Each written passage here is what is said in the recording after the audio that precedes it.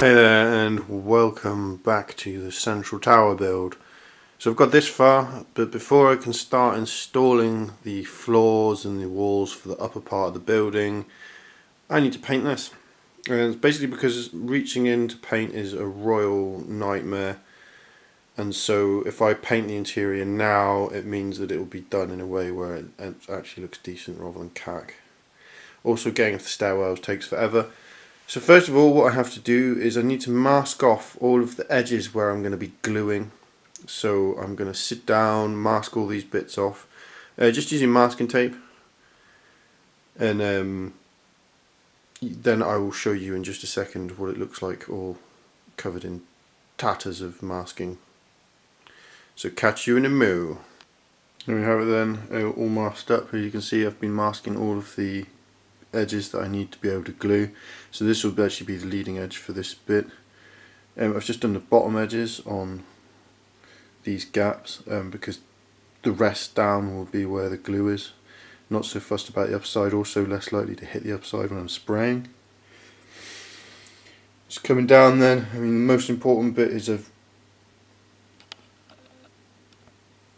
masked off all of these top edges here, which is where the weight of the upper part of the building will be sat. So that's all of my gluing on points. The other thing just worth noting is I did add in the bottom bay for the lift before painting this whole section, because that would have been really dumb of me. And I've also added on the roof to this bit. So yeah, I'm going to go and spray now and find out exactly how much of a balls up I've made of this, or you never know, I might have done it just right. So I shall catch thee in a mo with a building which is spray painted, underpainted. Additionally, I've got all my doors all mounted up on bits of card using blue tack, white tack in this case actually, but whatever, some kind of tack. You need to do this because certainly on the first side when you're spraying, you want the elevations. Second time round is not such a problem. In fact, if you tack it the second time round, you might find that you peel some of the paint away, because this surface takes paint really well, but it also peels away pretty easily as well, which is unfortunate, but seems to be the way of these things. It's not an absorptive surface, it's a smooth plasticated surface. It's really designed for printing, so for taking thin layers of permanent inks rather than thicker layers of like paint, rather, if you see what I mean. So it's meant to be taking something that will stain the surface rather than something that will sit on the surface. So I'm going to crack on, get all of these undercoated at the same time that I undercoat the building, and I shall catch you in a second. So there you go, all spray painted, and as you should just about be able to see, the lighting's pretty bad. It wants to focus on the background, not the foreground. This is still all white, still all just the raw material, as in the gaps, as in the leading edges all around here. So I've still got all my gluing on points, because the big problem with something like a build like this is if you have to paint it first like I'm doing, you end up with a whole load of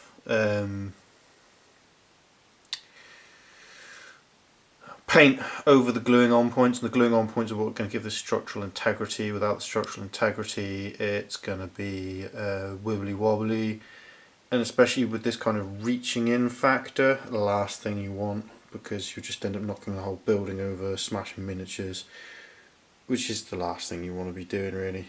Also, I've undercoated all of my doors with the spray paint at the same time. So next up, I just need to get the floor painted. I'm going to run the floor all the way up through the whole stairwell. It's going to be a blue floor all the way up through the stairwell.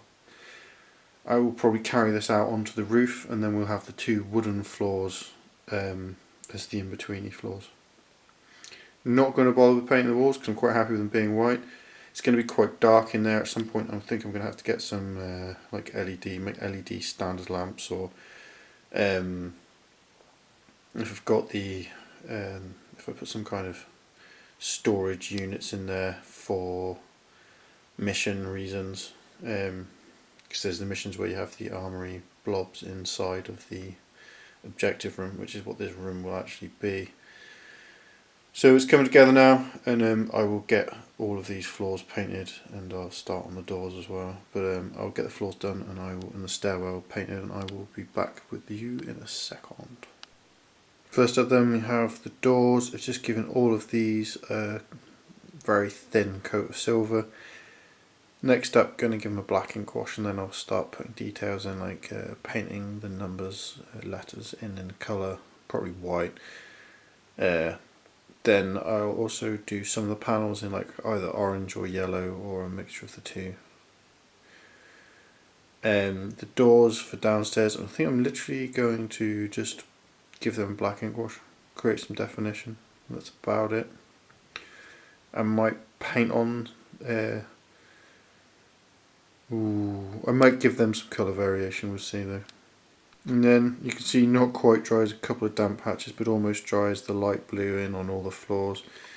And that runs all the way up through the staircase. So all of the stairs and the stairwell are this light blue colour, and I'll carry it out onto the roof as well. So that the roof floor ends up this light blue. So next up for this, I'm just going to give it a very thin ink wash, mostly just to try and get a bit of colour into the hex grid to make that stand out a little bit. So it'll be very thin, like I say, nothing. I don't want to end up with a floor like I did on the H pattern habitation blocks, where I ended up kind of an almost a very, very, very intense blue colour, which worked in the end. It was fine. But on this, I'd quite like to keep this light blue quality. So I'll get back to you in just a second. Here the doors all linked up then, it gives a definition. Not sure about the doors at the top here, the ones on the left, I think maybe they're a bit dark, but if I flip them over you see that they're a bit light on the other side, so I might use the dark sides on the interior and the light sides facing out. I am going to use some colour combos on these doors as well, so I think I'm going to use like a dark red and a dark yellowy colour to give that kind of industrially sci-fi kind of feel, and then I'll probably end up with, well, I might end up with yellow lettering actually on the exterior of these doors. I haven't got any lettering on the interiors, but I might just paint a small number in the centre. I haven't decided yet, we'll see. So here's all the inking done. I'm pretty happy about this. It looks very sort of municipal state building, you know, it's the cheap ass stairwell and corridor that is the sort of universal space for people. You know, this will also be the colour on the roof, I think. And it has that sort of swimming pool-y, municipally government slash military-esque kind of utilitarian flooring. And then on the two interior floors where you've got admin and the offices of the higher ups up on the is it the second floor? Third floor? Third floor. No, second floor, get it right. There will be wooden floors, so that those kind of office areas, you know, they're all done up, all swish. So next step, in order to get this phase complete, just got to get these doors done, so I'll be back in a second. Here you go then, doors are all done. I just have to run highlights and then they'll be ready for putting in. One other thing though, the final exterior detail is I'm just going to paint all these verticals silver and give them a black ink wash so that the running mechanism as such for the lift is clearly visible.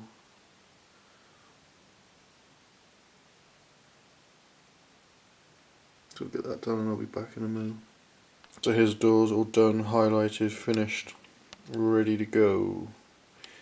And here is the tower block with the runners for the lift as such painted in. And again, all ready to go. So here then is the ground floor of the tower. all assembled, along with the stairwell and lift shaft. The only thing I realised, and I'll do it in the final finishing off stages, is that I was meant to make a cupola for the top of the lift shaft, so there's some kind of mechanism stored in it. But that's all good, it'll happen in its own time. And then down here we have interior space with sliding doors. And then the stairwell. So I hope this has been some interest use to you, and that you're making awesome things. So thank you for watching, and take care and have a good one. Bye bye.